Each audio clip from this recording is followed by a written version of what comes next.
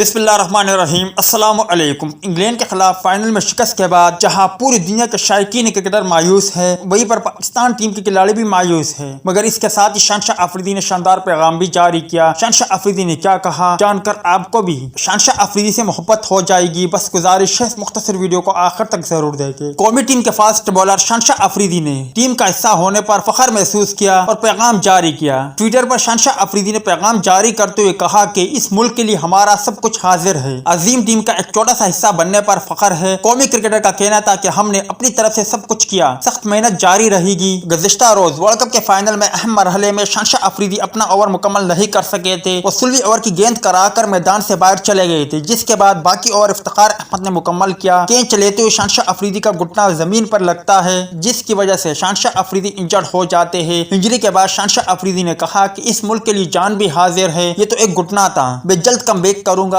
और एक बार फिर पाकिस्तान की नुमाइंदगी करूंगा।